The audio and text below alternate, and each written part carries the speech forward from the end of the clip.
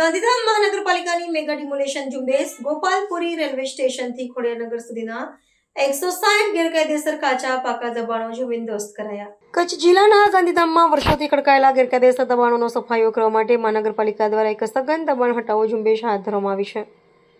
આ ઝુંબેશ અંતર્ગત તંત્ર દ્વારા આકરું વલણ અપનાવીને ગોપાલપુરી રેલવે સ્ટેશનથી લઈને ખોડિયારનગર સુધીના સમગ્ર પટ્ટામાં રસ્તા પરના દબાણોને દૂર કરવાની કામગીરી કરવામાં આવી છે.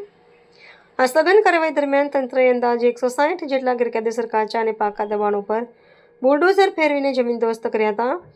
ઉલ્લેખનીય છે કે મહાનગરપાલિકા દ્વારા કડક કાર્યવાહી શરૂ કરતા પહેલા સંબંધિત દબાણકર્તાઓને સત્તાવાર રીતે આગોતરી નોટિસ ફાળવવામાં આવી હતી.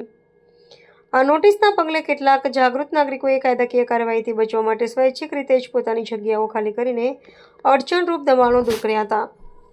વર્ષોથી રસ્તાઓ પર થયેલા આડેધડ બાંધકામો અને દબાણોના કારણે આ વિસ્તારમાં ટ્રાફિકની અને અવરજવરની જટિલ સમસ્યા ઉદ્ભવી હતી, જેનાથી વાહન ચાલકો તથા રાહદારીઓને ભારે હાલાકીનો સામનો કરવો પડતો હતો.